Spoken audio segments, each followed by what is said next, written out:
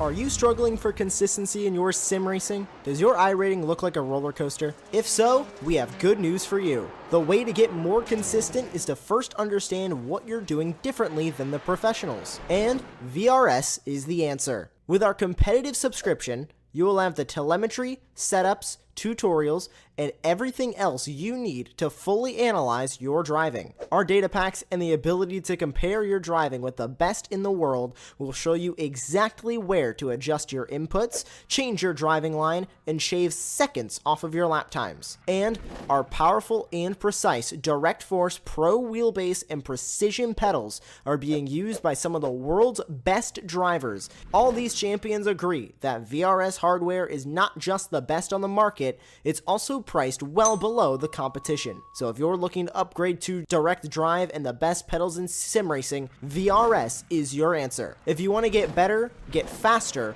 and make it happen sooner rather than later, you owe it to yourself to find out why so many people are switching to VRS. You'll be so glad that you did. Visit www.virtualracingschool.com and learn why the best use VRS.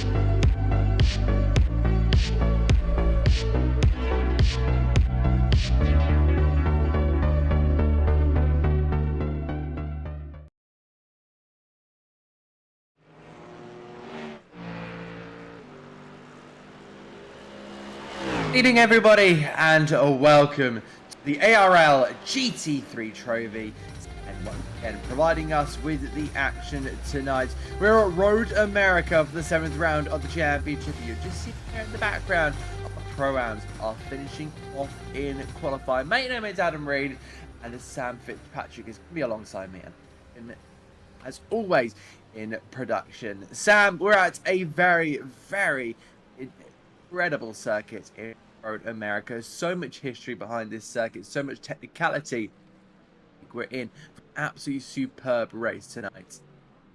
Yeah, it should be a really good one. This is always a big favourite for us whenever we come to it, and it's one of the best circuits in the world, as everyone on iRacing knows, is Road America. And we've got a lot of rain forecast for today as well.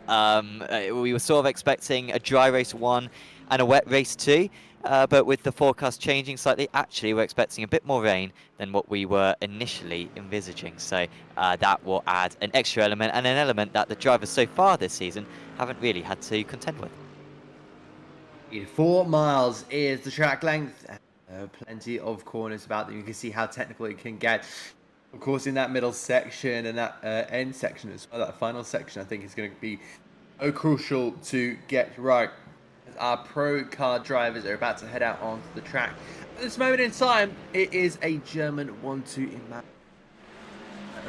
Paluch and Winkler out on the moment for the Core Sim Racing 1 team.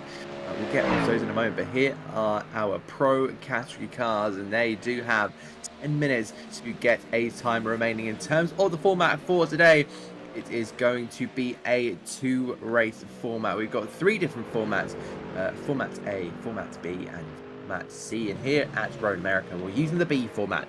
We used it at Sonoma. It went absolutely amazingly. And we're using it here again at Road America. This won't be the final time that we do use the B format. It will, of course, be used at round 9 in Interlagos. This will be the final time we go to America until the final round at Road Atlanta. Sam, our qualifying drivers head out onto the circuit. What is going to be the most important thing to get right on this circuit, because it's so technical and you need to pretty much get it everywhere, but where will the lap definers be?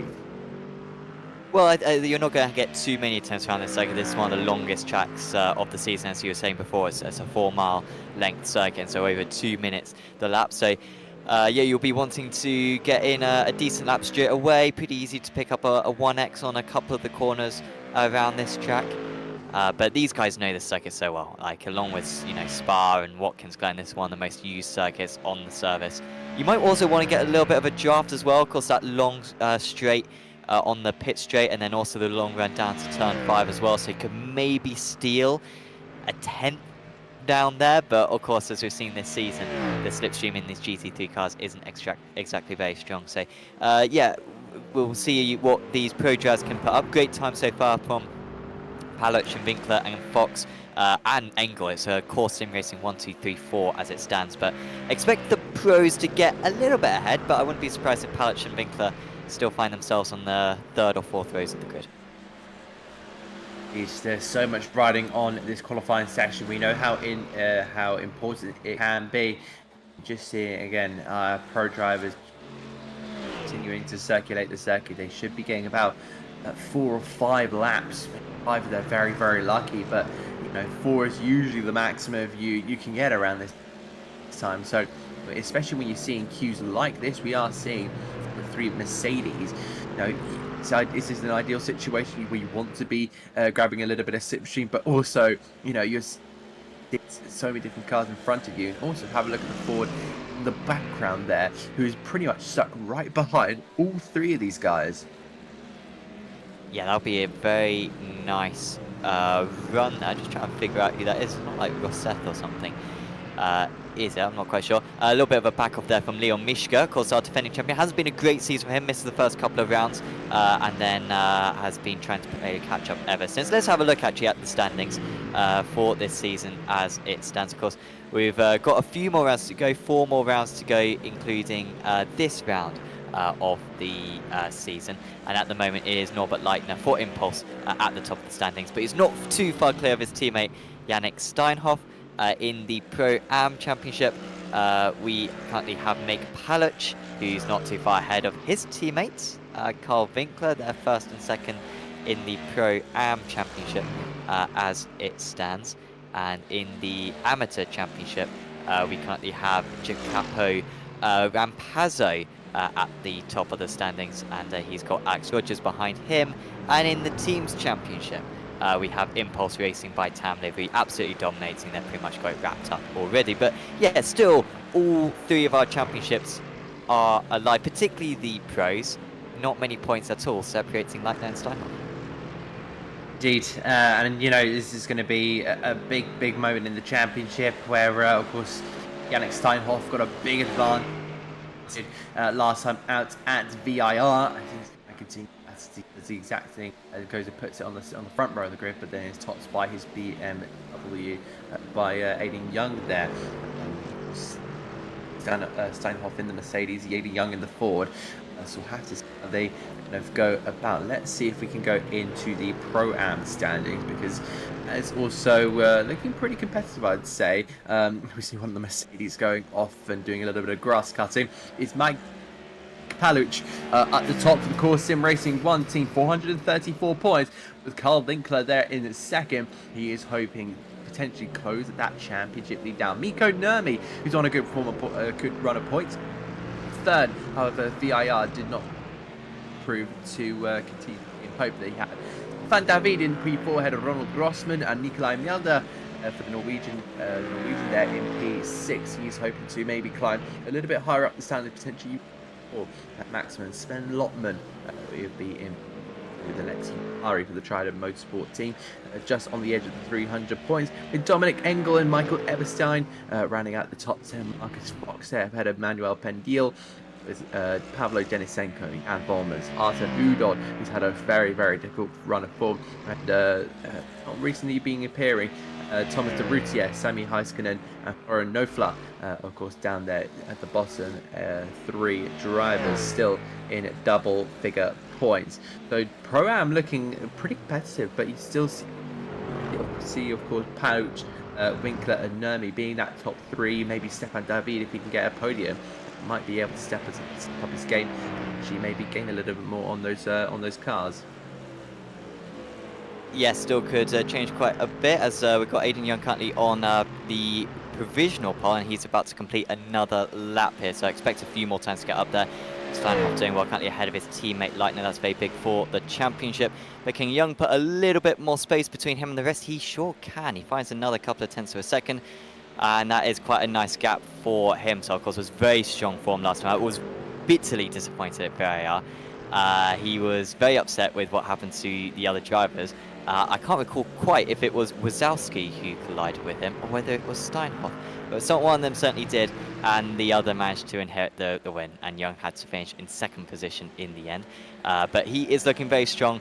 Hopefully that Mustang is good in the wet, because of course this qualifying pace will set the grid, but it won't necessarily correlate to what the pace that we see in the races once the heavens open. Indeed, we'll keep an eye out on the rain. Shall we have a look at the standings for the amateurs? Because we don't have long left. I think we've already been reacting. through them so far, so we should be all good on those standings. But yeah, got in terms of those standings though, Rampazzo, yeah, leader of the championship and leader currently in well, leader definitely in this qualifying session. So very good qualifying from him to be up in 14th place. I think that's going to be really important, especially if he can keep that. But look at that, Rufi, who is hoping to try and continue his good form. He's got some great sectors. Actually, we can't quite see them, but on forward, Matt Loveridge goes over the line for 22nd, but now we're starting to get a little bit of an idea on what we're expecting from driver Leon Mishka, trying to improve there from 36th down there as he looks to try and get that lap done. He's got 2 greens in the last 2 sectors, so he's hoping to try and continue that. Meanwhile, Aiden Young still at the top there, not being able to replicate his 2-minute 3.4. Do you head into these final 2 minutes? It's going to be a very, very tough one here, and especially with looking at Aiden Young now going purple in the last sector, which he's about to try and complete here. But now over the time being, we go with Aiden Young. Is he going to go even faster? Wait to see the times change. I don't think he did. No, a 10th off his time. Leon Mishka going P5. Pierre Bizu going up to 6th. Norbert Leitner now in 7th. We saw Rufi Kakipa. He was improving his lap time, so not decent there in the second sector. But I think this is going to be big there for the Ford Mustang as he looks to try and jump his way in towards maybe the top 10. Sure, maybe even the top 5 if his pace does look quick enough. He does put it into the top 5 with the 2-minute 3.7. That's going to be important here, Sam. It was a big time right there, and yeah, shuffles around the order quite a bit, but yeah, that's a lot of positions going for Mishka to find deliver that lap. May improves to 18th position as well, but yeah, great laps from Kirkiper there, and Mishka to move up into 5th and 6th positions. Meyer on a lap now, but he's not going to have time to complete this lap. All the drivers are finished across the line within the next 30 seconds. So, Roman Bokler, he might have an opportunity. He's gone a couple of green sectors so far. And then just behind him, in that Walk Racing livery, you can see Matt Loveridge will also be able to post in a time, and he's also improving slightly. So this might get Bokler maybe up 1 place. I don't think it's going to be anything above that. In fact, it wasn't an improvement at all. He remains in P12, and Loveridge, he did not improve either, actually, half a tenth of his best time. So he'll start the race in 23rd. He will, and that's not going to be the most ideal place there for Matt Loveridge. We end qualifying here at Road America, and well, what a qualifying session that was. Of course, you usually just see the end in our pros, but now finalise a grid, but they'll go into their race. It's Aiden Young here on pole position with Igor Wazowski in second. Yannick Steinhoff will be in third ahead of Mike Paluch for Rufi Kakipa, Leon Mishka with Pierre Bizu, Anders Meyer, Norbert Leitner. Jeremy Ostring will complete the top 10. Great qualifying there for the Finnish driver with Carl Winkler of the Pro-Ams alongside Roman Bokler there on the 6th row of the grid. And Marcus Fox will start 13th alongside his Pro-Am rival Dominic Engel with Alexi Pari. He will be starting down in 15th in the Mercedes alongside Howardus Yotatus. Not the qualifying he would have wanted. He'll look to try and go from there down on the 8th row of the grid. Moving on to the 9th row of the grid, we see our pole sitter for the amateurs. It's Jacopo Rampazzo The Italian, who's been so on form, unfortunately crashed in VIR, not his fault. He'll hope to bounce back with a couple of points here at Road America. Kayla May ahead of Stefan David and Alex Rogers, rounding out the 10th row with Arturo Girani and Jamie Edwards. Matt Loveridge in 23rd ahead of Sven Lotman in 24th. That's the 12th row of the grid. 13th row of the grid, in all pro-am with Pavlo Denisenko alongside Artem Udod. He'll be completing that 13th row behind them. Dan Nova, the German, will be alongside his fellow countryman Manuel Pindel, with Johan Palomino making his return to the ARL GT3 trophy. His first race since Daytona Road Course all them weeks ago. Welcome back to the Colombian. Michael Eberstein on the 15th row of the grid will be alongside him. Then we find Ronald Grossman in 31st, alongside Jan Schutler in 32nd. Justin Reich will be there in 33rd, alongside Jason Hodgson. The American driver will look to get a brilliant result. He's one of 2 Americans on this grid. How well can the amateur go compared to his fellow countryman? Pro category, Daniele Chialfi in 35th, alongside the pro of Marcelo Caserta. And we will head on to the final row of the grid, where you see a lowly Masso Baseggio, the amateur, who will now start on that final row of the grid. 19th row of the grid, 19 rows of cars. Sam, this is going to be a big race, but of course it's only 25 minutes compared to the hour-plus races we see. I don't suspect we're going to be seeing these pros and these amateurs meet on track. So it's really just going to be a battle all down to the classes here. Yeah, I think so. I think generally the pros did a pretty good job at getting ahead of the vast majority of the pros. I mean, 9 of the top 10 are the pro drivers. By the way, an update on the weather, by the way. And actually, I was reading the weather slightly wrong before, and we're probably expecting some rain, perhaps just in the last 5 minutes of the race. That's what it's currently scheduled. Currently, it's pretty much clear out on circuit. There's really not many clouds about whatsoever, but we might see some rain in the final 5 or 10 minutes of this race. So yeah, we'll see how that works out. It certainly will be a wet race, so we can absolutely guarantee that. How wet it will be is really the big question, but yeah, 100% chance of rain in about half an hour's time. And of course, the longer that this formation lap goes on, which is the longest formation lap we have in all of iRacing, we only do the full formation lap back at Spa, and we don't do it at the Nordschleife either. So this is the longest circuit that we do it at, and therefore it is a very long one, and that just gives more of an opportunity for that risk of rain to slightly increase. But Aiden Young currently sorting out the field behind the pace car. You'll see the drivers once again going into single file. It's sort of the done thing now, really, in these GT3 cars. Gives the drivers plenty of opportunity to do the weaves that you see on track and get as much temperature into the tyres as they possibly can. So they got a bit of grip heading into T1 on lap 1. Yeah, Young just controlling the field. We'll head down into kind of corner after the kink. And yeah, we'll see how Wazowski can manage that off the race start.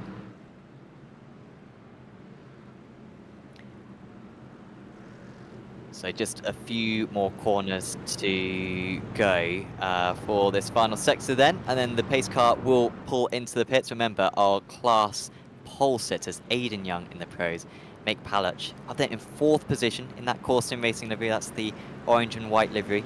He's top of the Pro-Am drivers, and then top of the amateurs is Jacopo Rampazzo in 17th position as it stands, trying to gain as many places as he can, I'm sure. As the field go into double file, plenty of dirt being kicked up on the inside, and it's Aiden Young once again from the pole position, trying to go one better than what he did at VIR a week ago. So here we go then. Aiden Young has control of the field. He will put his foot down now, and we are away racing. The Impulse Racing drives pretty even between Wazowski and Steinhoff off the start. It looks like Steinhoff is going to get ahead, and he has the inside line into T1, so P3 moves into P2. Looks like Palic almost has a little bit of a look from P4, but he maintains that position. There's a bit of contact. One of the Corliss esports cars, one of the Walk Racing cars has spun into the circuit. I think it's Matt Loveridge spun into the track, and that has involved Pavle Denko as well. And you can see a few cars just absolutely stationary on the inside of the exit of T1. Aiden Young gets him through completely unscathed there. Oh, that's going to be a massive shame for the guys at the back, but it gets so clumped up. Almost a kind of it's a Tina effect in that one. So I think everyone was just trying to attack the same piece of tarmac, and some drivers just attacked it a little bit too much. They had their way through on this long 4-mile circuit. Aiden Young hoping to defend his race lead here from Yannick Steinhoff, and Sadie, who's been on such an incredible form over the last couple of races. But Lena is hoping to try and make his way a little bit further up the field, but we'll continue with the Ford Mustang, because Steinhoff is really trying to pack the back of that Ford Mustang. Remember, there's not long to go, only 25 minutes, and Igor Wazowski, who was absolutely on it like a bonnet VIR last time around, he is hoping to potentially maybe nab a podium place. Yeah, really big opportunities for a couple of the guys. Let's see what happened then down at T1 then with, I think it's Jamie Edwards, who's one of the drivers involved. You see a couple of the Walk Racing cars. Oh, that was very ambitious there from the Porsche. It wasn't Jamie Edwards who sort of triggered it all. It was one of the Porsches, but I'm not exactly sure who it was. Maybe Jan Schuttler, or Dustin Rinker. I think maybe Jan Schuttler may have triggered that one with a really ambitious move down the middle, and yeah, it just caused a little bit of contact and caused disaster for everyone else. Indeed, whoever it was might have been a little bit too over ambitious, and shooting aside right back in the pack, because he's gained 11 places on my timing screen. That seemed like a move that would gain you 11 places. It's also put his Cold Ice Esports teammates of Jan Nova and Manuel Pindel into the pit lane in the minute. So yeah, that's not quite working out for the team. They're gonna have to have a discussion here. Overtake here as Yannick Steinhoff looks up the inside of Aiden Young. He's taking that opportunity, and it looks like the Ford will not be able to do much on that outside line. Igor Rozalski will look to try and get the momentum as well, but he will tuck in behind the rear wing of the Ford Mustang. Will Aiden Young have to retaliate immediately, or will he just wait it out and just know that when we get later into the race, will that Ford Mustang be at the better end of its performance? Will the Mercedes start to struggle a bit? And we'll have to see how the kind of setups all work around here. Young just continues to rotate around the carousel section and on towards this fast right-hander into the tricky last section. Sam, this is an absolutely mighty battle for the lead. Look at the quartet in behind.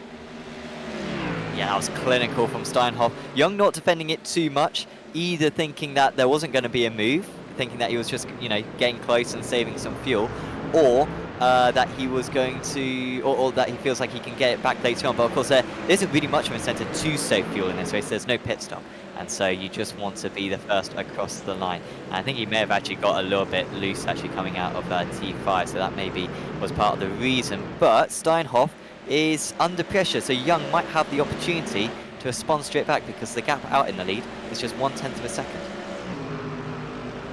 And we now look towards the right-hander. Down towards turn number 1 we go for the third time at this race.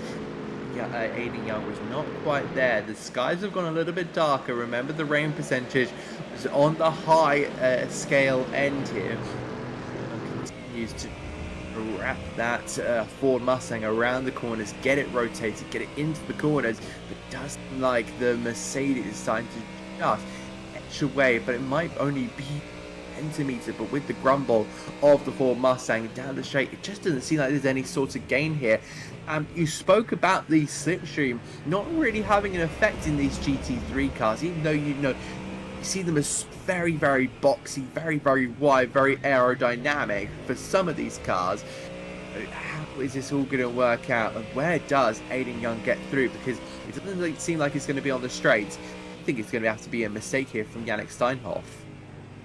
Yeah, that didn't look too promising, did it, down into T5? Like, he really didn't seem to be gaining too much time, but at the same time, maybe Young lifted off a little bit earlier on the straight, so maybe he's just biding his time, and might come back later on, so might be opportunities for him.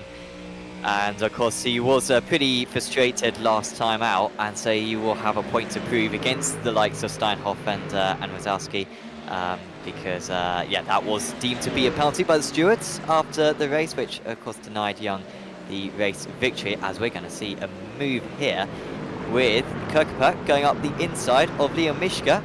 And so whilst one impulse car takes the lead, the other is losing places. There's a bit of contact between the two, and that might just leave Mishka under pressure here from Meyer, who could go for a move on the inside into the final corner. Thinks better of it. Behind them, Bokler and Ostring. I think Bokler's just mugged Ostring there. They're just at the rear of this train, albeit Ostring might try to battle back on the pit straight. Here they are. Bokler crucially with the slipstream though from his teammate up ahead. That might just be a decisive factor, but that Mustang seems to have some grunt. Indeed. Also Dominic Engel down there in 30. Or let's have a look at this move first from Roman Bokler, who's trying to get a little bit of switch back around. He goes! Ostring's gone round, and it looks like the Mercedes has to take to the grass. I wonder if anyone's got caught up in it. It looks like so, because there was a Callian May wing that came off there. Oh, that was Callian May. Thank you, Sam, for that one, for noticing. But yeah, not ideal what you want. But I was going to speak on Dominic Engel here, unless he's been caught up. No, it was Callian May. So yeah, Dominic Engel there, looking for P3, his first podium. Pro-Am class, so great stuff for him, but unfortunately there for Callian May, he's going to be absolutely distraught. Yeah, that's super unlucky. It'd be fascinating to get a replay of his onboard, but that was just I don't think the spin was even due to contact. It was just so slow motion, and when you're the car right behind, you've got no time to react, and you're just hoping that the car goes somewhere other than the racing line, and yet just seemed to completely block the circuit. Fortunately, that wasn't on lap 1, otherwise that would be a proper track blockage around that part of the circuit. And yeah, let's get a replay then of what happened here. And yeah, I think it is all just by himself. Maybe a bit too much grass on the inside there. Then yeah, may have done anything better there. Probably not. And yeah, Ostring having to tow back to the pits. Yeah, it's going to be frustrating there for Ostring, because of course he's not had really any luck in the last couple of races either. So he's really trying to push on, prove himself. But qualifying is going great for Ostring, but it's just not being converted into the races. 3-car battle here for the race lead. We head on to lap 5 here at Road America. Yannick Steinhoff starting to feel a little bit of pressure in behind. Adrian Young will want to go for the move here, but will the Ford Mustang opt for that move? But now Igor Wazowski is going to be looking very, very optimistic. Just isn't able to get through. There, Steinhoff still having to play the defensive role, and I've noticed a couple of line differences. Actually going in toward, I believe it's turn 7 on the circuit. It's just before the carousel. I'm sure I'll point it out in a minute, but Sam, how is this going to all pan out? We're 9 minutes into this race, and it looks like Aiden Young is gaining this time around. Yeah, he's very comfortable staying this close behind. The problem for him is that he's got Wazowski, so if he isn't aggressive enough, if he doesn't go for the move on Steinhoff, then Wazowski will just overtake him himself. They are dropping the rest, as we've got, of course, Sim Racing car just off ahead. I think that's Marcus Fox, who has had a bad time, but he's now a lap down. I don't think he's... Oh, wait, no, he did have to take a pit stop on lap 2, did Marcus Fox. Maybe that was a tow back to the pits, actually, after getting caught up in the incidents earlier on that turn 1 crash, which involved 5 or 6 drivers. In fact, actually, we're going to get a replay. I think this is what just happened, so I think maybe a hardware failure or something for Fox, or being desperate to... No, it's just a spin by himself. But he had an issue before that as well, a couple of laps ago, which forced him back to the pits. And yeah, was taking a while to get back going. I think that might be Jan Nova. He was going past him, and Jason Hodgson. He was moving past him, and then back in the right way. Indeed. Oh, and I've just noticed as well, Dominic Engels falling down the field onto P30, as he had an issue recently. Looking back to the lead of this race, looks like now Aiden Young has dropped a little bit back there. He was about a tenth and a half behind Steinhoff last time around. Drop that now, out just under 4/10 of a second. Igor Wazowski, you can see there gaining. That's now a tenth of a second. That's going to go to less than a tenth of a second. He's having a look down there as well, but wasn't able to get the move. This is Sven Lotman. Oh dear, and that's the Mercedes of Pavlo Denisenko, the Ukrainian from bumper, seemingly has come off the car there. So that's not an ideal moment there for him either. That's going to basically come back on, but you know, iRacing a little bit better. These things kind of happen. These fall off and then they just kind of reappear. Absolutely, as we've got to move down into T1 between Udod and Denisenko, and Udod for Walk Racing Federation is going to get ahead, but the move's not done yet, and there's unfortunately a bit of blinking for Denisenko, so that's why we lose cameras for a second, and yeah, he's coming in and out at the moment, but he's just ahead as it stands, and now he's being overtaken by, or he's being attacked by two drivers, Sven Lotman. He's up 4 places, and Artem Udod, who is the Joe. He was passing before. Rinka makes contact with Udod, though, down to T5. Who got out ahead of that one while they're still alongside. Rinka going the long way round on Udod. Rinka right in the mix with that T1 incident on lap 1. I think that's why he's got a bit of front damage as it stands. And now they're going to be very risky to go alongside there. And, of course, that is the teammates. No, that's not the teammates passing. My bad. Cold Ice Esports versus Walk Racing. So Rinka gets ahead of Udod, and yeah, Udod now quite a bit behind. The core sim racing driver just behind. Rinka was actually a lap down Jan Nova, who is in amongst these guys. But yeah, talking about that damage on my screen, the damage never even happened in the first place. So that sort of demonstrates how iRacing can work. The damage can apply to one car, to one spectator, but not to another. Awfully strange on that one, because the bumper fell completely off on our screen. Yannick Steinhoff once again under a bit of pressure here. Not quite close enough here is Aiden Young. I think he may have put a little bit of downforce on the car. So the car, or the Ford Mustang GT3, is able to just get through the corners a little bit better.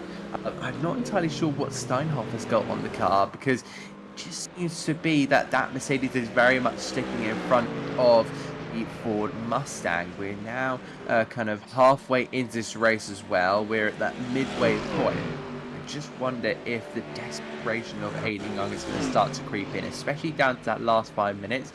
Starting to get a little bit overkill here. We've got to move, in fact. Igor Wazowski has gone through potentially, because look at that. That's now gone to half a second. They're switching like no man's business. But in this little pack here, there you go. We're seeing it now.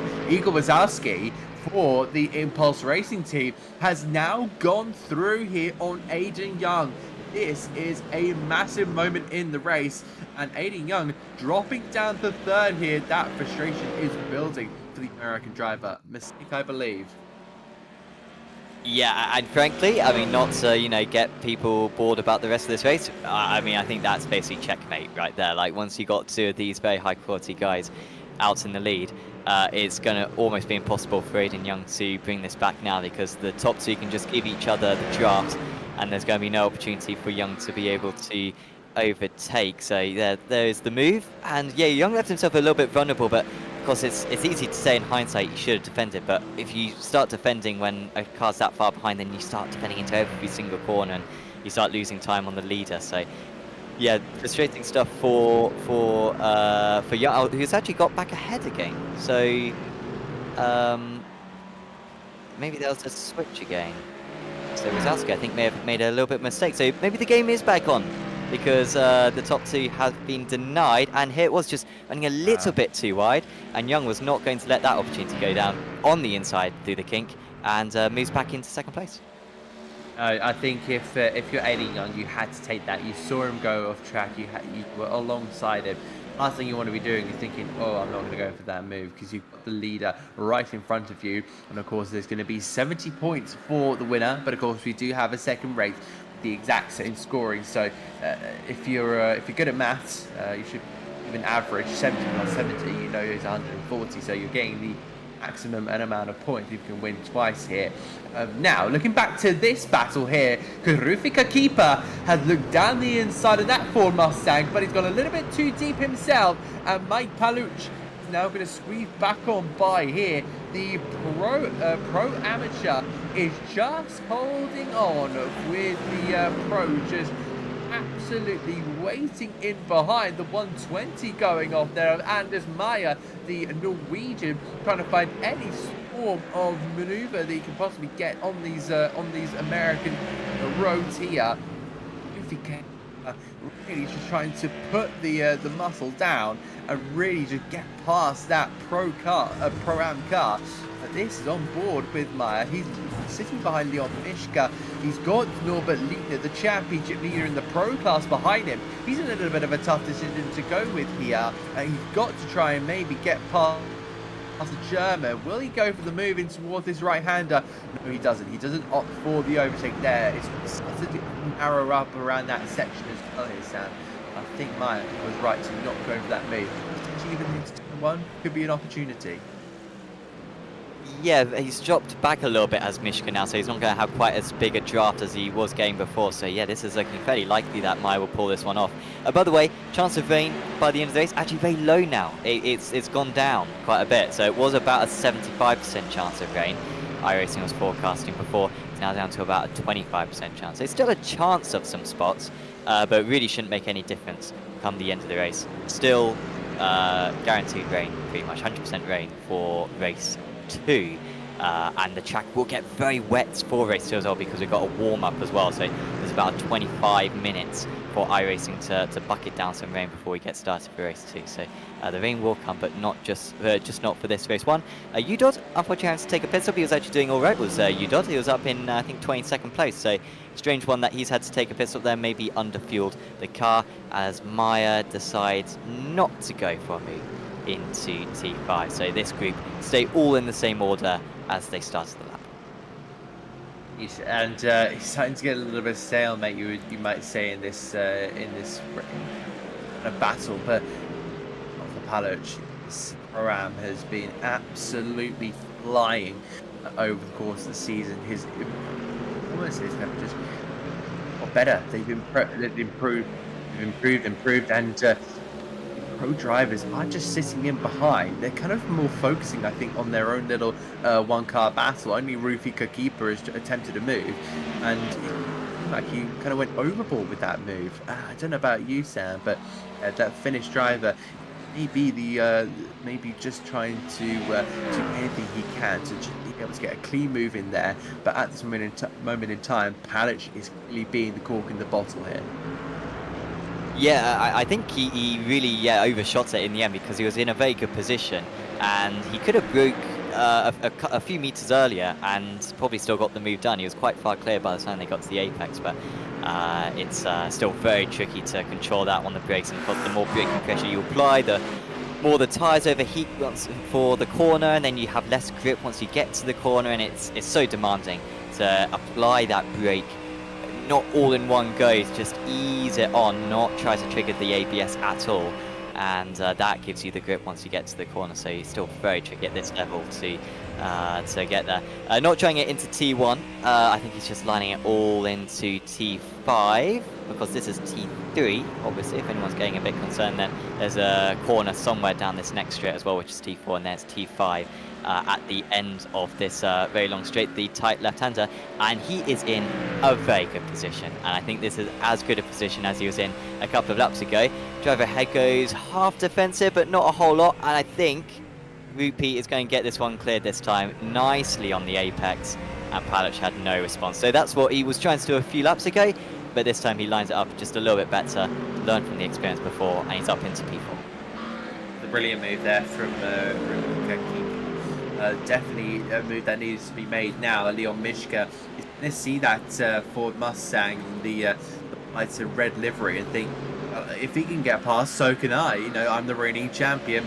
Hopefully he manages to maintain that confidence and just keep it kind of quiet and silent to himself. He's still got 4 cars in behind, that being Mishka, Maya, Lichtner and Urbisu just sitting in behind.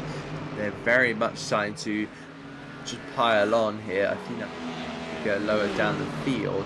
And a check here on Ronald Grossman, because that car is tumbling down the field. Giacomo Rampatto sitting behind Kayla May, still with no front bumper on this one. The blue McLaren seemingly still just waiting to try and get past that Mercedes. Going to try that outside line this time around, just try and maybe set up the move into the last corner, but he's got a great exit through the dust and the gravel they go. Kayla May, the Frenchman, will just hold on for now. Will the McLaren try that outside line? He can't switch it to the inside because the Pro car is just already sitting there. And now going to make that potential overtake, keeping the slipstream, staying in the slipstream, keeping the tow. Going to try the outside line, which is exactly where he's being forced to go. He can't move over. He's just got to try and pin that Mercedes to the right hand side, just allow him the tightest entry into the corner as possible. McLaren's going to try and go deep on the brakes now, but the Mercedes is still there. No little contact to the door side, but Giacomo Rampazzo is going to go through here. However, I just clocked here, he's not our amateur leader. That goes to Alex Rogers in the BMW. Now the Mercedes is going to come back, kicking up the grass with a bit of contact. My word, Mercedes, the Kayla May got a little bit too squeezed there, but I think that's also kind of Rampazzo maybe saying, well, if you're going to pull those moves on me, I'm going to pull a move on you then. The McLaren goes a little bit too deep and it's just trying to say to the Mercedes, you're not getting past me. I'm just going to throw whatever tricks you threw at me, I'm going to throw at you. And May will move down to 15th. But there are some fiery battles going on here around Road Atlanta with 3 minutes to go here, Sam. Yeah, some really good battles. I'm not quite sure when Rogers actually got past, to be honest, because certainly in the early stages, Rampazzo was ahead, but I wonder if it's just these two battling so much. But, I mean, Rogers is now 7 seconds ahead and has been lapping about 2 seconds lap faster over the last couple of laps or so. Now, it looks like Rampazzo is properly pulling away, and I think May's damage is making him suffer quite a bit. He's got, he's actually got 2 more laps to suffer, I think. Yeah, he's got 2 more laps to go, actually. We'll just pause there. So this is how Rogers got past Rampazzo on lap 5. So this must have been about 10 minutes into the race. Let's have a look at this. The BMW, they're just keeping that on the inside line. That's very, very fiery between the 2 Pro-Am competitors. And Rampazzo just goes off track thinking, what is going on with that BMW? Moves aside, does not want to get involved with what Alex Rogers was hinting with that overtake, but maybe a little bit too over aggressive from Alex Rogers. You can argue that, Sam, as well. I think that was maybe a little bit too much, and Rampazzo just had to slow down, return 2 and just go, what on earth did I just witness? Yeah, I'm sure the stewards will have a little bit of a look at that one afterwards if it gets protested. But yeah, there was quite a movement, wasn't there, from the Hyperion racing car? So yeah, maybe something to look at. As long as the judges remember to protest it, albeit they might protest it maybe in the warm-up whilst the other drivers getting used to the wet weather. They'll be protesting each other for that incident. We've still got this pack very close to one another. Norbert Leitner not making a whole lot of progress. He's going to lose points to his championship rival Yannick Steinhoff as it stands. Quite a few points at that as well. But remember, it is the top 10 who get inverted for race 2, so he would be starting in a better place for race 2, which might be quite valuable to get out of the spray. Mishka looks a little bit more safe now for Maya, who we have seen over the years be more than willing to send a dive. Doesn't look like he's quite so aggressive today. It looks like he's had a couple of opportunities, but decided to back out of it. We have only got one more lap to go though. Steinhoff's just about going to force the extra lap, not by much, so I hope that everyone's got enough fuel in, because I imagine a lot of drivers would have been anticipating this would only be a 12 lap race, but you can see there, by 11 seconds, we forced the 13th lap. Aiden Young would be having to put in a fantastic lap here, but Yannick Steinhoff has just put in his fastest lap of the race. However, it doesn't quite match Aiden Young's best time of the entire race, being a 2-minute 3.1. And Steinhoff has done a 2-minute 3.3, and that is the rain coming in here. And this will be interesting because Steinhoff is going to be that first car onto the scene at every single lap here at Road Atlanta. 1 to go. The white flag has been displayed on the front straight here. It's going to be the Mercedes against the Ford. German power against American power on the land of the free. Toward the left-hander they go. The rain is still continuing to pour. How slippery will the surface get by the time they hit the lights, the carousel in that final sector? Remember, the trees are lining that third sector. Could also cause some damp patches, some very wet patches. Of course, that woodland section could very much do something. The Mercedes are just creeping around with Aiden Young looking like his boots are filled with confidence, sitting behind that Mercedes, because of course he's not the one leading this time around. It will be the Mercedes going into his last section. So if the Mercedes starts snapping away, that's going to be a big eye-opener to the Ford Mustang. He's got to try and get a move done here soon, but Steinhoff looks like he's a car that will just sit ahead, because the narrow nature of this final section will really play home to Yannick Steinhoff, and in a driver that is so in form at this moment in time. Aiden Young will try something around the outside. The move is not quite done yet. Steinhoff versus Young is a drag race to the line. Who will win it? Will it be American power? Will it be a Mercedes power? Will it be the Ford? Over the line they go. This is going to be separate. It's a dead heat, but it goes for the American in an unbelievable fashion. Young, who was sitting about half a second at the start of this lap, now wins it by absolutely nothing. Unbelievable. Well, I want to add another twist to this. Yannick Steinhoff has actually won this race. Our scoring system it can sometimes anticipate the finish a little bit too early, and that's what it's done. So Yannick Steinhoff actually in sim has won this race. We'll see it on the results in a bit. It is less than 1,000th of a second, and that is the margin of error that we are playing with. And so Steinhoff, despite getting the slower exit, was actually able to use the draft, the side draft, in order to get back ahead by less than 1,000th of a second. Incredible stuff. And it really looked like Young had this, because the track, I didn't think the track would actually get at all slippery, but by the way that Steinhoff was driving that last lap, it really did look like he was being quite cautious. And then you can see here, Young had this done, but then maybe the extra grunt of the Mercedes, maybe a slight side draft where the air from the front of the Mercedes goes to the rear wing of the Mustang, and it meant that Steinhoff won by less than 1,000th of a second. Unbelievable stuff, and that half a second is probably about a centimetre of splitter. You know, you're looking at the splitters at this rate, but my word, that is an unbelievable finish. That will have to be a couple days to get into confirmation, but it says Aiden Young, but if you're sure, Sam, we'll have to give it to Yannick Steinhoff. But no matter what, both of them really deserving of a good result in there. It was about a Porsche about to head across the line there. Well, in deal. But, Cunningham in production just saying, I wish I could get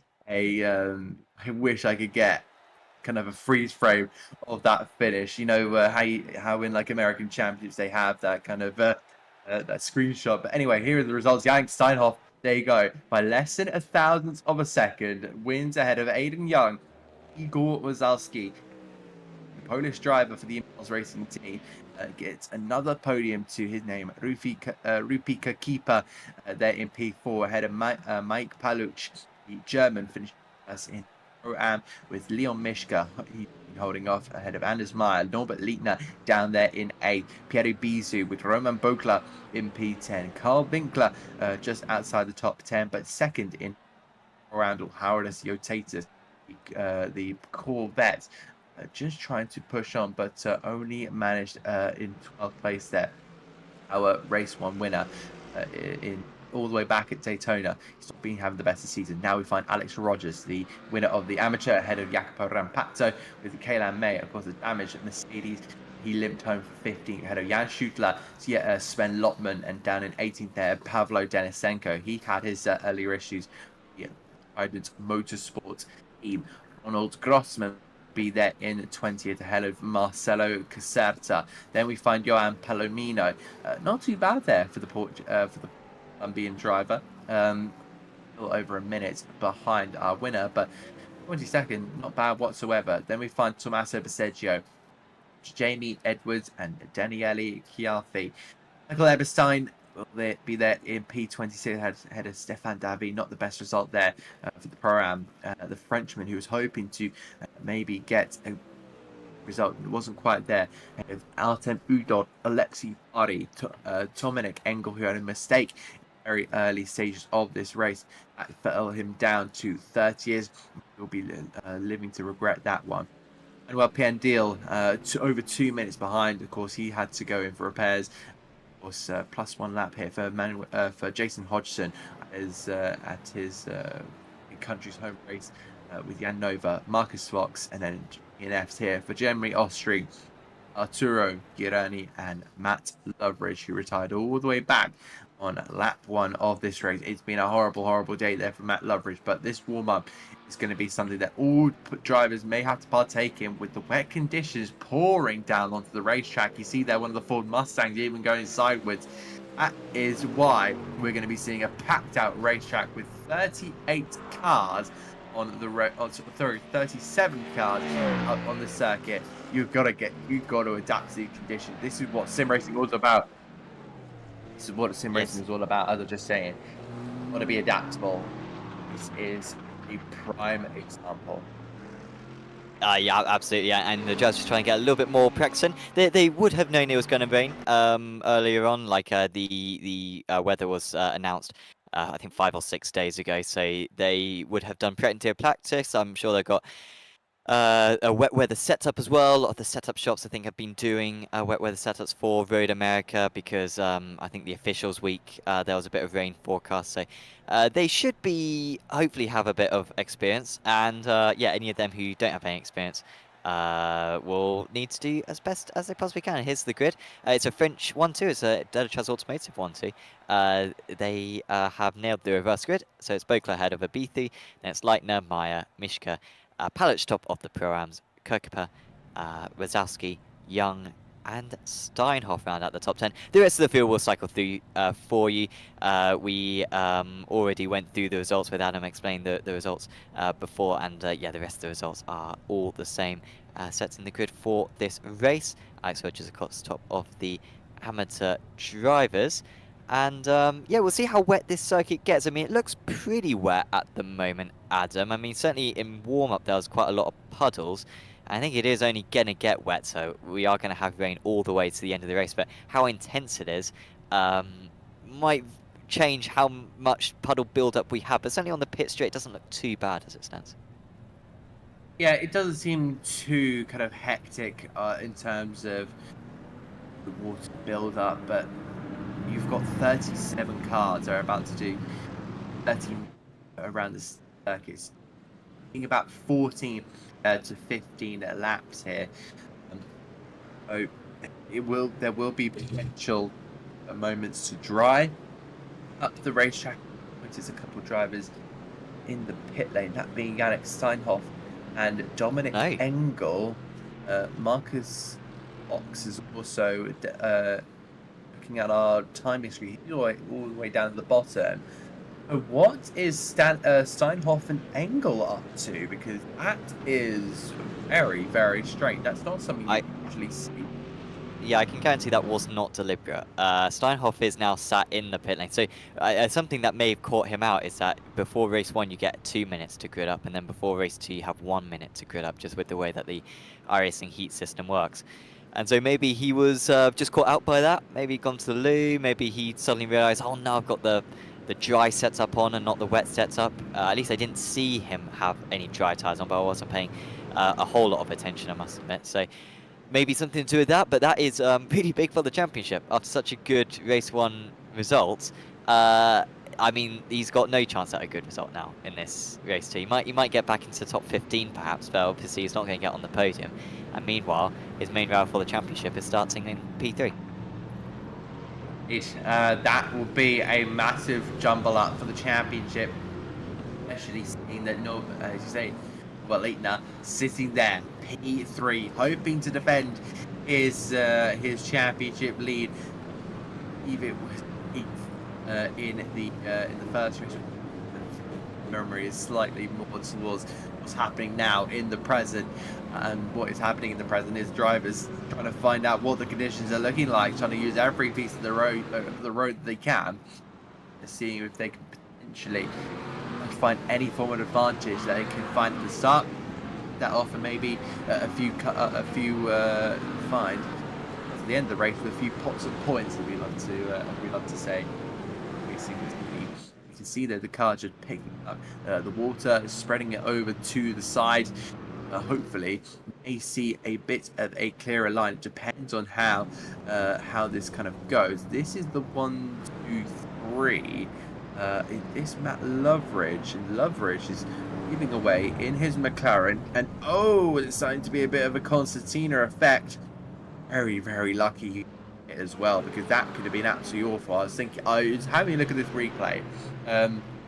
Jim Cunningham saying in my ear, has anyone's going to stop here? And I was thinking, oh no, please, Loveridge, don't get any damage. Very lucky he didn't, but yeah, it was going to be a bit of a woeful start for him if he did get damaged. He's not had the best of races tonight, but he's hoping and improve it now. Yeah, that was not the best moment there, but yeah, we've managed to avoid the contact at least. By the way, we're heading into a really heavy patch of rain, so it's going to be really heavy over the next, I'm not quite sure, like maybe 15 minutes or something, and it might ease off a little bit. But yeah, pretty much as heavy rain as you're going to get on iRacing, I think, over the next 15 minutes. So you expect those puddles to build up quite soon. They will now head to the green very, very soon here. Round that last corner, and in the from the dry to the wet, the pace car will pull into the lane. There you go. It's a very, very last minute thing, but of course, iRacing, you can't get everything right. But one thing you can do is the racing in the rain, because the two Mercedes, the two Frenchmen, will lead the way here for race 2 at Road America. We go green here in Wisconsin. The lead of the field there is Roman Bokler, but Norbert Lichtner will look for a lead. Turn 1 is about to be fun, so hold your horses, gentlemen, because there's already a Mercedes out of control, and we to see is, I think that's Leon Mishka, who's lost his front bumper right to the first second of this race. That's all the way off into the gravel trap, so nice memento for maybe a fan or two in the virtual stands here, but they'll make their way through 2 toward 3, and now here comes Norbert Lichtner. He's pulled himself up to second. Can he pull himself into the race lead? He'll try that outside line on Roman Bokler, and up into the lead goes the Pro Championship leader. But will Bokler be a bit more confident on the brakes? He's trying to push that Mercedes a little bit more. He'll keep that nose up the inside. They've both gone deep. They've both gone wide. Who's going to get the traction here? It's going to be the Hungarian. More bumpers flying off here, as it looks like Leon Mishka had now joined in the party. It's Igor Wazowski losing this one this time around. So Mercedes bumpers flying off left, right and centre. But it will be the Hungarians in lead. They head their way down towards turn number 8. Yeah, they're all just getting sucked into the puddles, and that's forcing them off the circuit. Really rookie mistake from Leon Mishka, as we see a wide moment, and we might have a change for the lead again. Bokler round the outside. They're trying to find where the grip is. You desperately don't want to dip a wheel onto the grass around this corner, otherwise you'll be way off the circuit on the outside if you're not careful. But Boatler retakes the lead, just a mistake there from Leitner. A big mistake from Mishka. He got on the grass on the braking zone into T1, and now his teammate, he's got equal damage. Oh, and they're all off. A couple of them has gone off, and that is into the wall. Another front bumper gone, and it's Leitner this time. So our two championship contenders have had an awful time of it, and Yannick Steinhoff might gain points after all of this, despite starting all the way from the back. And once again, I think it was a case of braking on the grass, heading into the corner. The puddles on the edge of the circuit are dragging the cars out off the circuit. They're braking on the grass, and it's causing them to lose control. Bokler has nailed it though, but some very unusual mistakes from the impulse cars in these early stages. Wow, that has had me on my absolute edge of my seat. I've got my hands in my head thinking, what on earth is going on? We'll have a look at some replays here. That was the kind of response there from Roman Bokler. That is the move there from Eagles, and just pushing his way through. A little bit rude there. And another Mercedes bump. There's another Mercedes bumper with 3 wide towards turn number 6, which is always not the best thing to do. Well, I think that's Anders Meyer getting a little bit sideways as well. Oh, yeah, it's like everyone. It's kind of everywhere in this one, but down in toward the the right-hander here of turn number 2, Roman Bokler is just trying to keep that Mercedes on the island for now. Igor Rozalski and the other Mercedes is just trying to sit here for now, but it is a Mercedes 1-2-3, just the 2 Fords of Paluch and Kokipa. This is going to be an unbelievable race, and it's just going to be a case of survival here, Sam. Yeah, like so many mistakes, but credit to the midfield. They did really well on getting through that T1 in particular. I mean, you could see the spray of the word has such little visibility, but I think everyone just reacting accordingly and making sure that they broke nice and early. And in the end, we had, a few drivers lose out. Obviously, Leitner lost out. We had Jamie Edwards drop to the back. Tommaso Beseja, he was right at the back anyway. Or maybe not right at the back, but towards the back of the midfield, and they all had issues, but everyone else managed to get through pretty well. Maybe Jason Hodgson also had an incident. Is he going to make the same mistake as we saw before? Yeah, he gets onto that white line, and then you can see the way that the car just completely loses control. Then, I think, Marcus Fox, that may have been, he was super unlucky, making contact, or maybe Dominic Engel, it was one of the Core Sim Racing cars, got tagged and had a crash themselves. Their teammate, though, Mick Paluch, doing very well. He's still up in P4, in fact, up 2 places. And that was Dominic Engel. It was the driver who got very unlucky there. It doesn't, there you go. Oh, that was a big old moment there for the Ford, and it backwards into the barrier, damaging the rear right quarter of the car. Seems like not an ideal moment. Jim Cunningham saying in the background, just in my ear, how many Mercedes parts there? There just seem to be one in every single shot. It's like, not the Mercedes parts, whether that be a rear wing, a front bumper, a rear bumper, it seems shredded all around the track. I think what Mercedes are trying to do here, no matter what team, just manufacture the whole, trying to get the cars lighter somehow. I'm not sure if that's going to work though, and that definitely won't go through in inspection if this was a real life race. So not quite working on this one, but what could work here is potentially a move down in toward the right hander. Like that WSR is just sitting there in front. That's Aiden Young there, old WSR driver, I believe, in heel, because his teammate is not here for tonight. See the spray off the back of these cars. You get right behind one, as Caleb May is doing, behind Howler Scutatus. That is pretty much cannot see a thing until he moves over to one side to try and move out of that spray. Now he gets a bit of a clearer vision. Oh, so difficult, and he's going to try and move back maybe to the inside, but blocked. And we've got a replay here of Dominic Engel. This is a very rear wing here. It was kind of made. We knew what was going to happen there, Sam. Yes, that's not good for him. We've got a replay of what happened to Arturo Guarini. He's down in 34th place now. He's It's still running, but he's had to take a pit stop, and that's Oh. why. So again, losing control of the car under braking. The rain is so bad right now. Like I'm not quite sure how it works sometimes when it comes to as Rampazzo. What's happened to Rampazzo? It's just behind these guys. I think he's had enough, so he'll be able to get back onto the circuit if he's gone off. At T7 there he is, he's probably just had a brief excursion into the gravel trap, but that's bad news for him. Loses touch with the amateur race leader Alex Rogers because of that. Yeah, the rain's actually getting even worse. So on the screen we have like green to red, and it was yellow and now it's turned to orange basically. And that's still only in like the middle of the spectrum, but like I don't think it ever goes to red basically. Like red is like super rare. So this is as heavy rain as you're ever really going to get unless you deliberately turn it on the maximum setting. So it is getting so wet out there and getting less and less grippy every single lap. It's almost like we're in a water park instead of a racetrack this time here in Road Atlanta. Down into the right hand, we're seeing one of the McLarens just lose it on the grass there. Oh, that's oh dear, and the Mercedes in behind having made contact as well. So that's super unfortunate. Actually, back to Joseph Newgarden a couple of years ago. Even it was in dry conditions, but I just snapped on him.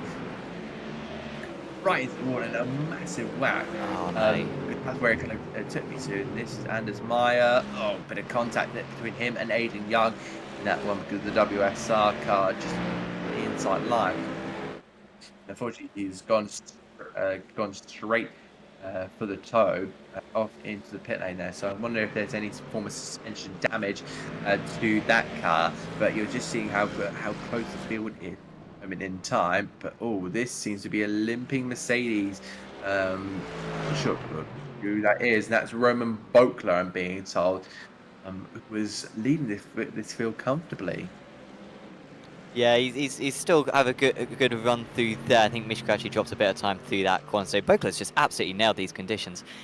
So comfortable. It didn't look strong for him in the first few corners of the race because, of course, Mishka overtook him straight away. But since then, he's been much better. And I was saying before how the track's getting less and less grippy.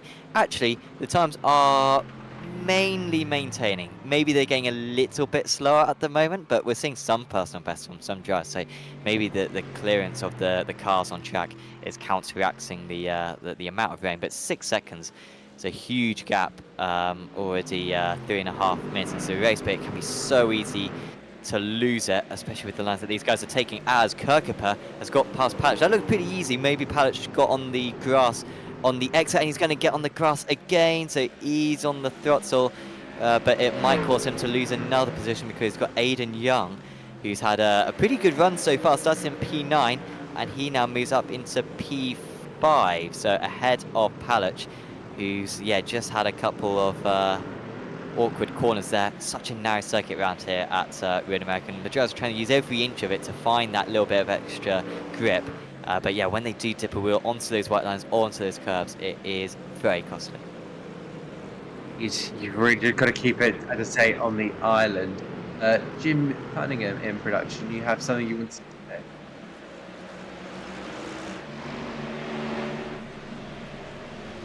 And of course, having to use the karting lines at the moment for the drivers and to find the maximum grip possible, because that is where the grip is. The puddles often form on the inside of the circuit, and of course it's much more rubbered in as well as the racing line, and can be better to get off that slick line. And those bits of gravel on the circuit all of a sudden don't become quite so treacherous as they are before.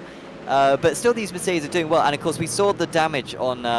I think it was Joe who was battling Rampazzo earlier on, like really suffering when it came to that front bumper damage. In these wet conditions, won't cost them as much. That's usually just going to be straight line speed that they're going to be losing. And in these conditions, there's much more focus on the corner, so it won't be quite as bad as the teammates are. No, they're not teammates. They've just got very similar liveries. Oh. Aiden Young versus Rupi Kirkuper right now, and Aiden Young manages to move up into P4. So Young, very good pace. We had good pace in the dry, and he's got good pace in the wet as well. It's now he's just trying to push on here, but the American does seem to be like the rhythm here, especially knowing that how quick he was in the first race, but he wasn't able to take on the two Mercedes. Now he's up against Leon Mishka. He's been up against Igor Wodozowski before. And he's going to now try and potentially close on Roman Bokler, because he's now got 18 minutes left to try and shut down what is a 6.5 seconds pretty much to that front runner of Roman Bokler. But Bokler will want this very, very bad. He will want to try and run this to a fantastic result. Into the wall for Kirkupa. Kirkupa has hit the wall. He's absolutely broken the front left suspension as well. He'll need to come back to the pits and take a fast repair from that. But that is another mistake at the kink, and it looked pretty early as well, so I think he's probably dipped a wheel onto the curb on corner entry, and that's what's lost him out as a B3. And Denisenko, I think Denisenko's tried to go for a move, and he's got to reach the wall as well. That gravel trap does not slow you down a whole lot when it comes to the wet weather. And Denisenko, fortunately, hitting a tyre barrier rather than a concrete barrier, so I imagine he'll be able to continue on without a repair. But here is what happened to Kirkupa, who, of course, had overtaken Palic on the previous lap, so he had good pace. And he's actually, he's just locked the brakes slightly. Just a bit too much brake pressure, I think, there. It's locked the brakes, it's caused him to go straight. And they're playing with such fine margins when racing on the perimeter of the circuit the way that they are. And of course there's no runoff area there, so he has actually been able to continue remarkably, but he must have some steering damage, I would have thought. He's not got a meatball though. Yeah, thank you for kind of informing me on that, Sam, because my eyes were actually directed all the way to my statistics, not showing the same as the action at the moment in time, so I had a completely different page open. Meanwhile, we have Pavlo Denisenko sitting second in the Pro-Am, trying to pass Alex Rogers, who's our leader in the amateur category. So I wonder if he's going to be kind of gaining points here massively on Jacopo Rampazzo. Rampazzo running 18 at this moment in time compared to Rogers' P10. Really, really good stuff there. 7 cars separating them two. Denisenko wants to put a move on Rogers to try and potentially get himself a car between him and Carl Winkler. Winkler, of course, who is the top 3 of the championship. You see their moves to be made here. But Denisenko, if he can get a move potentially into maybe the next left-hander. But the rear decided to fall away there from Denisenko, who just wasn't able to get the traction, and down in towards turn 8 we go. This is going to be a massively tough one here, and he goes around. Denisenko was sitting pretty in second place in the Pro-Am category. That has now gone to Winkler. Lotman now to third in the class, and Denisenko drops and slumps down to 15th. It is a 4-car loss for him. Unfortunately, Yannick Steinhoff down there in 14th. So from 14th is a brilliant effort here from Steinhoff, but of course the point scoring is down to overall, not class. So any positions he can get will be mighty crucial in the driver's championship lead in the pro category. Yep, really important there, and yeah, a couple of places lost there for Denisenko. Maybe overheated the tyres. Sounds weird in the wet conditions. I'm not exactly sure how it works when it comes to overheating the tyres in the wet, but I imagine you can overheat the tyres very easily on iRacing. And yeah, maybe that slide before making the tyres suffer a little bit too much for the next corner. While that was going on, a couple of moves for Callian May managed to move up into P5. So it's not just Roman Bokler, it's also the other Derechaz Automotive cars. So May managed to get past both Yatortus and Palic. I think Yatortus actually initially got past Palic, and then May was able to get past the pair of them. Denisenko's had to go back to the pits. I imagine that might just be a drive-through though. If you get 20 incidents, you do pick up a drive-through. And with the amount of mistakes that we've seen from the drivers, and of course the 2x he would have just picked up due to that spin, maybe that's put him slightly over the limit, and that is a costly drive-through around a circuit like this, because it is a very long pit lane and a fairly slow pit lane as well. So he will drop way down the order because of that. In fact, actually, he did stop for 2 seconds, so he did take a fast repair, so maybe he has some damage, and maybe that explains why he was spinning on a top the way that he was. By the way, the gap out in the lead down to 4 seconds. Wazowski's closed the gap a little bit. So some good pace for him. He was over a second faster than that last lap. So we've still got a race on. Alts in the lead, Bokla's not having it all his own way.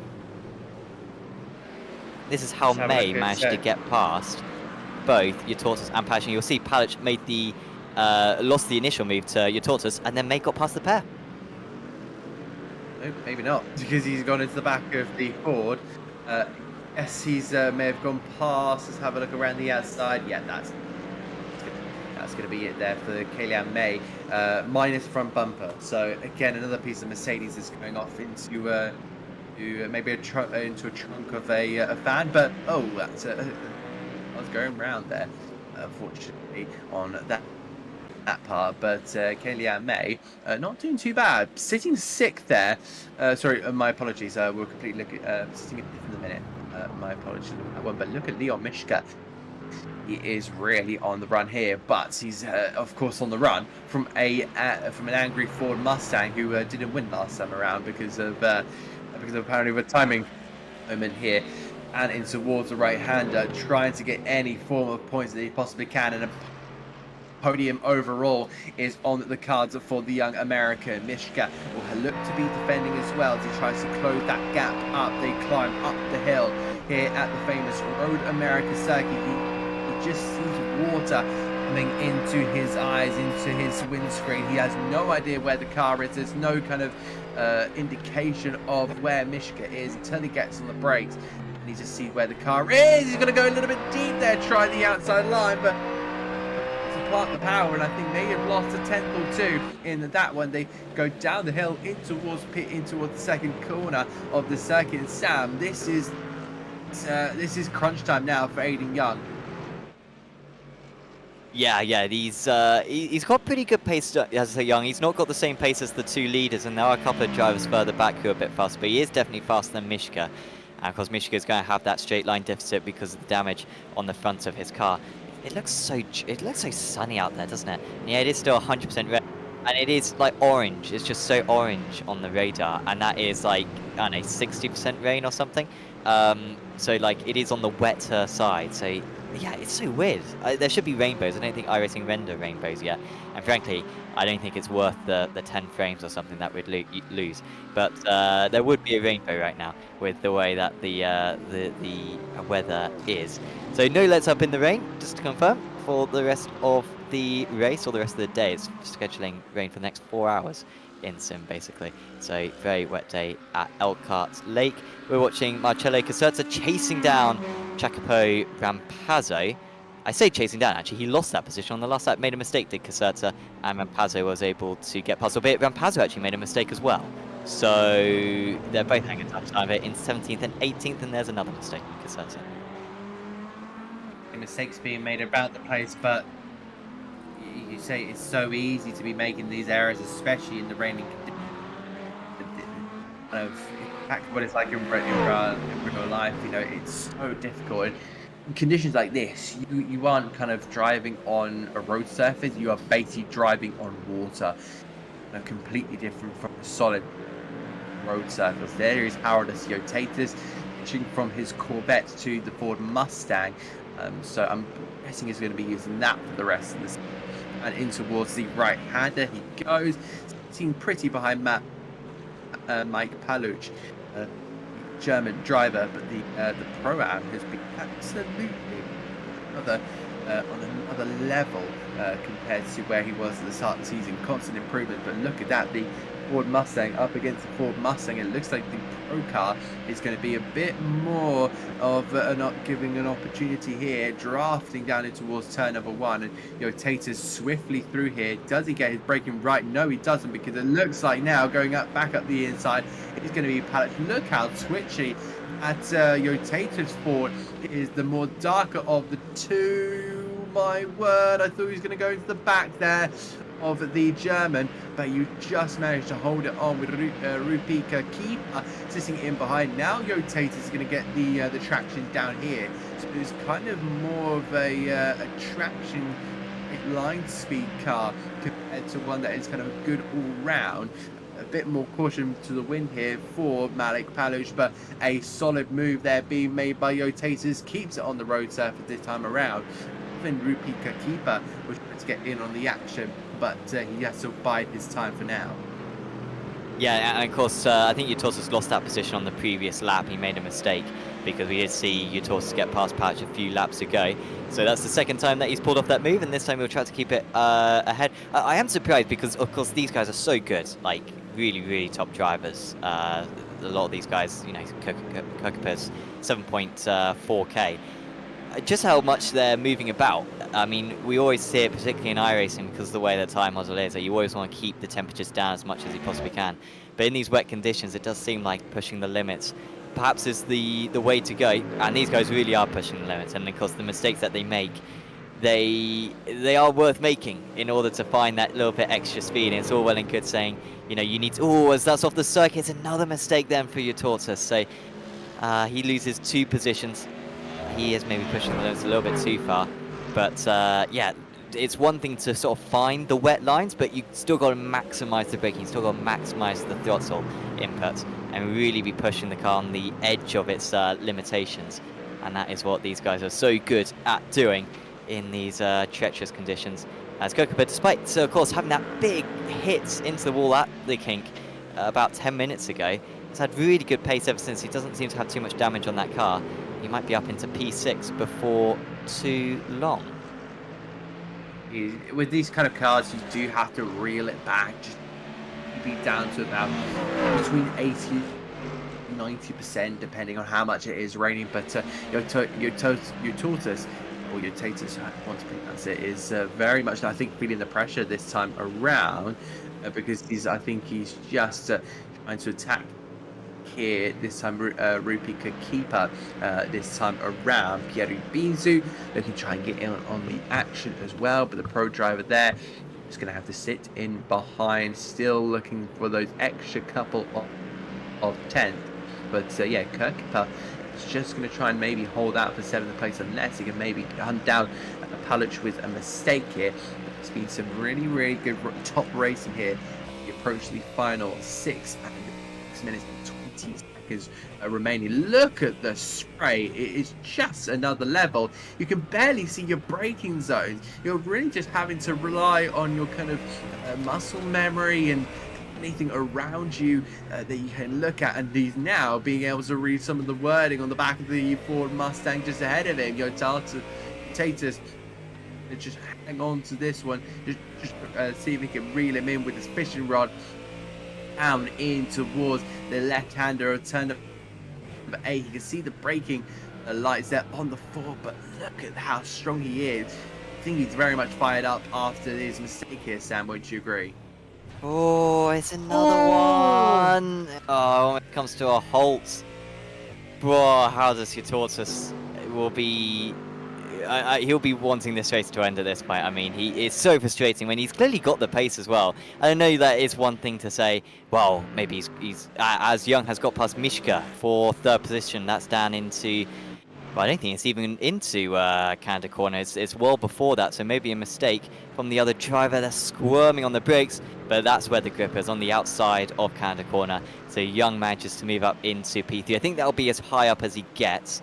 As by the way, the gap out in the lead is up to 9.5 seconds. Must have been oh yeah, there's been a mistake from Michael Wazowski just now into Canada corner. That's only just gone up, and he's lost 6 seconds because of that. So the gap was at 3.5 seconds, but Wazowski, I think, has gone straight on at Canada corner. And yeah, Young's still not going to catch him, but Wazowski is definitely not going to catch Bokler anymore. And that is very impressive for Bokler to not make that mistake. And yeah, it's Wazowski who breaks. And we'll try to find that replay in a little bit. We can't find it at the moment, but yeah, that is a nice gap now for our race leader. As Kokopa's got past Paluch, by the way. Because you almost said one, but yeah, that gap down to Wazowski went by 8/10 to Aiden Young, so he's kind of gained another 8 tenths.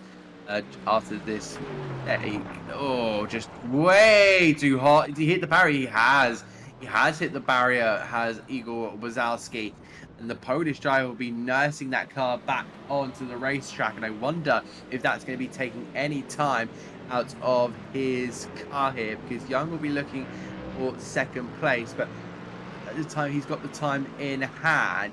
Wazowski has now gone over that 10-minute mark compared to Roman Pokla. Not entirely sure how this top 3 is going to end here, but we do know that Bokla just has to keep it on the island. He can probably give away maybe 3 seconds a lap to be able to nurse us over the line, but it'll down to probably the mission of Igor Rosowski. If that car is damaged, will he be able to maintain it till the very end? We now see side by side. This is all the way down down in 20, because it looks like Jan Schuler is just trying to get past Norbert Leitner for 21st. The Hungarian who had a massive accident from the lead of the race, who managed to just get it back onto the racing circuit, now finding himself in a very, very difficult situation. Leon Mishka sitting there in 4th with Kayla May is now about to approach him, and look at that, there's a red McLaren also in the way on this one. Oh, this is going to get a little bit sketchy. Yeah, manages to get past. Was that, I'm not quite sure who that was actually. Maybe Tommaso Passeggio, I think, may have been the guy who was getting past there. But yeah, Mishka managed to negotiate that pretty well, but May certainly got much more pace at this point. I certainly back him to make this move by the end of the race. By the way, what a drive from Yannick Steinhoff to be up in P10. I mean, I said he might get into the top 15 earlier on, but he's exceeded my expectations and got back into P10. Of course, will heavily outscore his championship rival Leitner, who we were talking about a moment before. As the white flag is out, normally that wouldn't be the white flag, but of course it's such a slow lap time. They're lapping about 30 seconds off the pace. And so this is the last lap, which I think for a lot of these drivers they'll be very grateful for. Mishka will be one of them. May will not be, because he might not get this one done, but he is so much faster. I mean, on that last lap he was a 1.5 seconds faster, so he can definitely do it. And there's plenty of opportunity as well. Of course, the biggest one is probably T5, which is coming up, but he's not exactly super close. But even if he doesn't make it here, Canada corner and maybe the final corner are still other places he could overtake. It's so many opportunities amongst in this race, and here is Kayla May. He's looking for one more place on Leon Mishka if he can potentially slide past the German in that #1 Mercedes, but Mishka will not give an inch to his fellow manufacturer behind of Kayla May. The Delatraz Automotive tries to just push on and see if he can potentially make it plus 11 from his starting place there, but through turn number 7 it's so difficult with the weather conditions continuously staying with us, and in towards turn number 8 it is constantly swinging left right, up down left right, as I say. Looks like Mike Paluch is now going to try and search around the outside of a back mark. I believe that might be either Tommaso Passeggio or Artem Udod, one of the two. And through goes Rupi Kakipa, who looks like he's going to be... Oh, you're told to stop again. He's going to go off the track here. It's on the grass, I think. And he's going to lose out to a Bithu as well. Maybe? You're right on that one, Stab. Not quite. He's held on, but he needs to make sure he doesn't make any more mistakes, as I think the leader is not too far away from the check flag. No, he isn't. And Roman Bokla has had one podium in the reverse race at Sonoma. He's going to go one better here at Road America. The Frenchman Roman Bokla will rise up the hill and rise to the top step of the podium. Roman Bokla is your winner here in the reverse grid race of Road America. The Frenchman is victorious with a 10.6 second advantage over Igor Rosowski. It is a Mercedes 1-2 in a Delatraz Automotive from Impol Racing with WSR Esports. Aiden Young coming home in P3. He will just about accept that result, I feel like, but of course all these drivers hold themselves at high standards. Mishka will be home in 4th.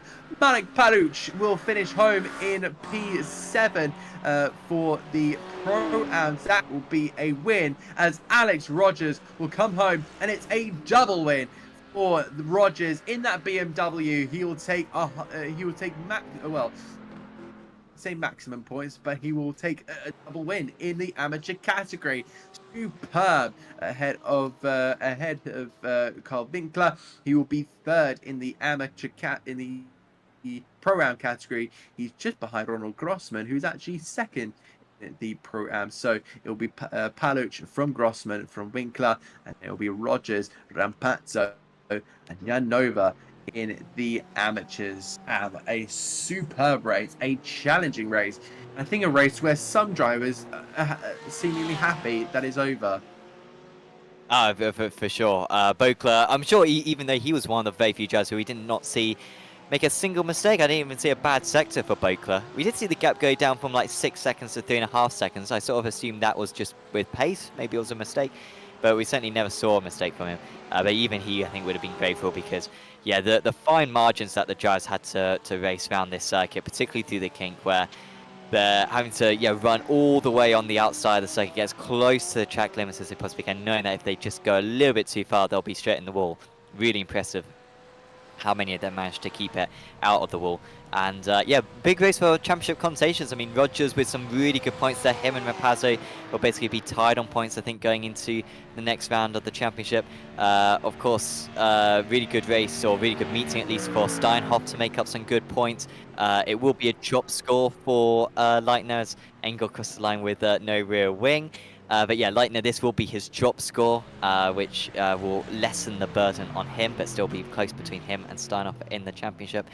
Yeah, we'll be very close going into the final few rounds of the season, which people can still sign up for, by the way, on apexracingleague.com, where you can also sign up for the Fox Tekker series as well, and the Apex Racing League Touring Car Championship, which comes back in a couple of days' time on Thursday, when we head to the round 6 of the championship in that series. But there are the results. Bokler in the top position, 10 seconds clear of Wazowski. Then it was Young, Mishka, May, Kirkapa, Paluch, Yatortus, Abithi, and Steinhoff. Rogers was top of the amateur drivers as well. Yeah, the rest of the field will cycle through for you. But yeah, really good race there, Adam. And I quickly look to see what track we have next in the calendar. It's going to be Manucore for the next round of the season. That is an absolute circuit. I'll be honest and say it's one of the circuits, very, very few circuits, that is for me a dream to drive. I've never been able to drive it, and I want to. Unfortunately, I do not have a PC to get iRacing and try out Manucore. But if there was any track that I could drive right now, I have not driven before, it would be Manucore. So I'm so looking forward to going over to France and seeing how that circuit is going to treat our GT3 driver, because it's so difficult, so technical as well, especially through the chicanes, through that very, very tight hairpin. It's got a mix of very, very slow corners and very, very fast corners. It should be a good circuit before we then head over to Interlagos, then to Road Atlanta for the final round of the championship. This is going to be an exciting run into the end of the season here, Sam.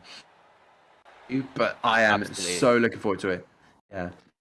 Yeah, it should be really good. And yeah, I think all of our driver championships are going to come down to the final round. So definitely need to keep tuned for all of the action. Let's have a chat with a couple of our drivers, shall we? I would, well, let's have a chat with Aidan Young.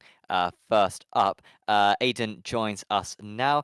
Aidan, the racing gods are not on your side at the moment, I feel like, because what a finish. On our screen, actually, you watch back the broadcast, and we actually called you the winner initially. Our software was saying that you had won that race one, only for iRacing to take the race winner away from you. How was it across the line? I mean, did you think you had it on the approach to the line? Because it seemed like it changed right at the moment of the line, probably about 5 meters out from the checker flag. No, it showed me I won the race. It was showing me as number 1, but then when I exited the car, it showed me as number 2. So I think I got robbed by the sim there, but you know, it is what it is. I'll call it a win in my books. It doesn't really matter. So I'll say it's my revenge. Why not? Make me feel better at least. Race 2 though, it was so wet I couldn't see a thing. Like I starting from ninth, I'm like, what can I do?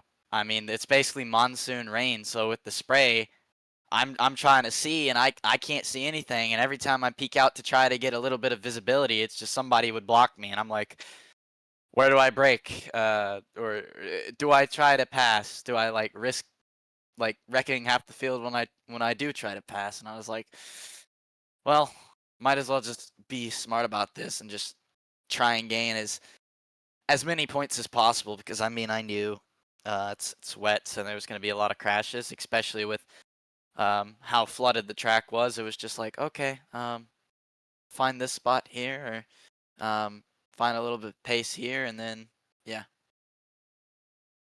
Well, it worked very well for you. You were able to make your way up through the order. How was it in terms of sort of managing the track limits? Because we saw the most common mistake was drivers braking on the curbs, or maybe braking onto a puddle, and then that would drag them out to the curb. Did you have any close moments like that? Like, what were you most fearful of happening in those wet conditions? What mistake were you sort of close to making yourself? I was never really close to making any mistakes. I just love driving in the rain, so I just get on well with it. The only really one mistake that I made was I just missed my braking zone a little bit at the uphill section after the hairpin on the back straightaway. So not Canada corner, but the Sargento Cheese Bridge, the hairpin there, and then you got the uphill. Missed my braking at that uphill, and I was like, well, there goes Leon, and a chance at P2 as well. So after that, I just tried to catch him back, and when I did, he made a little mistake. He tried to block me. I was having none of it, and I was like, "Yep, I'll take that one. Thank you very much." Sent it a little deep in Canada corner, and just prayed to God and hope for the best. Well, it was a really good try from yourself, Aiden. We head into Manucore next time out. Have you been able to get too many laps at Manucore so far on the sim? Uh, to be honest, I really didn't even have a chance to practice for this race, so I don't know if I'll have time for Magni either, because I just got back from a karting weekend, so it was a little bit tight on time. But we'll see. I'll see what I can do. Awesome. Well, best of luck for that one. Is there anyone you want to give a shout out to? Yeah, my team, WSR Esports, all of our sponsors, Next Level Racing, Bruzy UK, Adidas Racing, and then just all of my teammates for watching, cheering me on, give me the confidence to do good, and then you know, when my dad can, my dad for spotting for me. Awesome. Well, thanks for having a chat with us, and see you back next time. Yep. See you guys next week. Aiden Young there.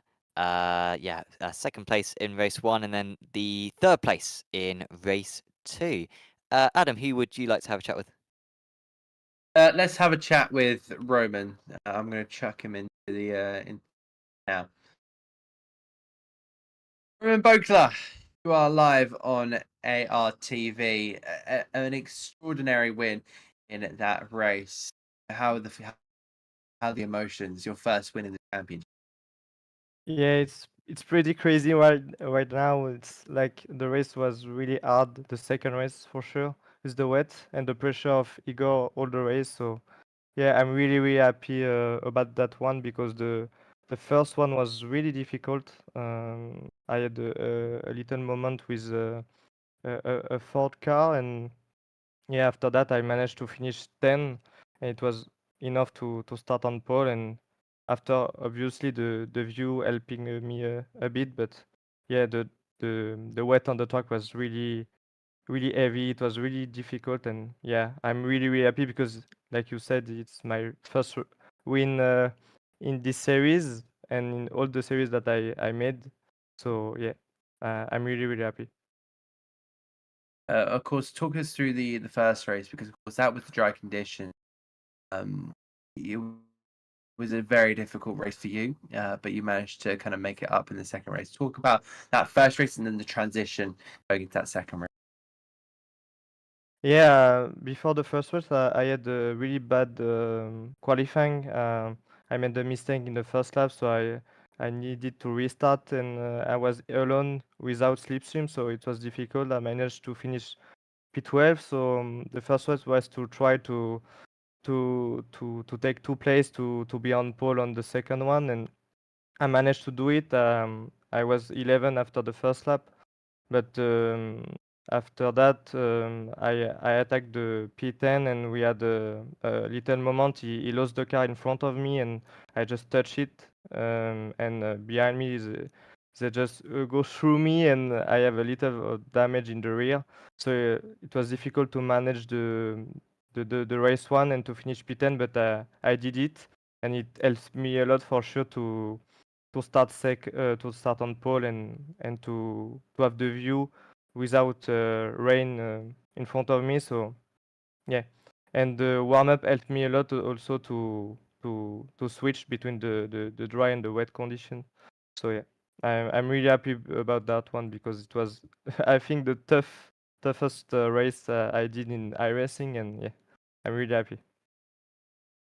Once we then go into Manicourt, the next circuit, how excited are you to be on home soil? I'm pretty excited because I think I drove much on real life than in the sim in this circuit. So yeah, I'm pretty excited to race on home soil for sure, and a circuit that I like a lot. So I'm really excited. Kind of more away from the sim, because I have just kind of realized you race in real life. Will I be seeing you at Silverstone potentially for the Ligier? Yeah, exactly. Yes, I will be there. See you there then. Yes, thank you.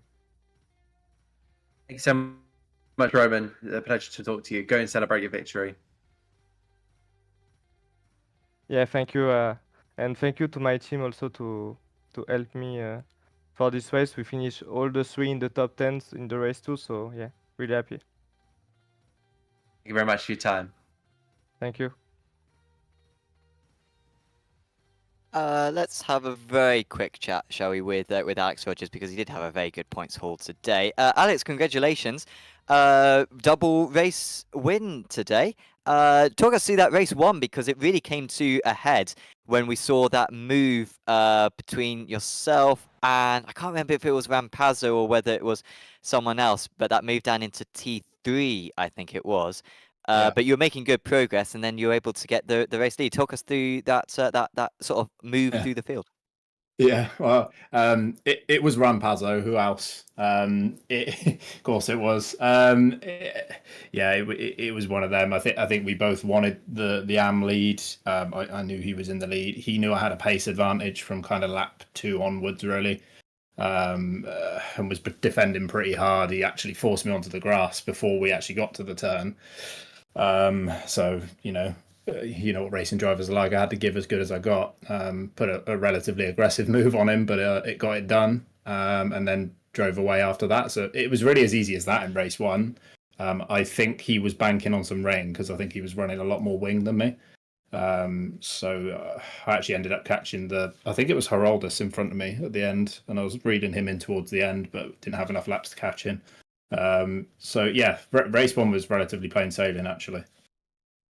And then race two, I mean, actually, we didn't see a whole lot of you, I think, in race two, considering that everyone else was sort of going off the circuit and then gaining places and then whatever.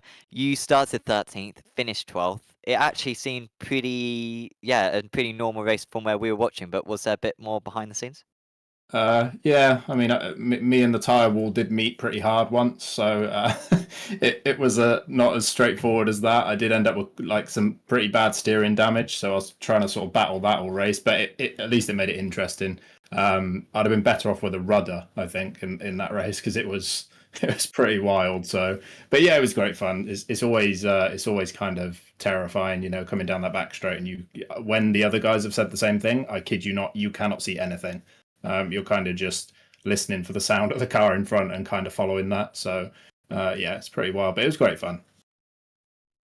Yeah, you did a really good job at dealing with those conditions. Is there anyone you want to give a shout out to? Yeah, my old man. He's not been very well for a long time, and he kind of taught me everything I know about racing. So, yeah, my old man. Awesome. Well, thank you for having a chat with us, Alex, and we'll see you back for the remaining rounds. Cheers. Alex Rogers, the double race winner in the amateur category today. And I think that's pretty much everything for us today, Adam. Indeed, you can also follow us on social media at Apex Racing. Of course, we've got plenty of different accounts as well. You can go and follow us there on all of the socials. But from myself, from Jim, from Sam, thank you so much. We'll see you in a week's time when we head to Europe for Magny-Cours, round 8 of the championship. We'll see you then, 8 p.m. Don't miss it whatsoever. It's going to be an absolute thrill ride along the French countryside. We'll see you then. Take care. Good night.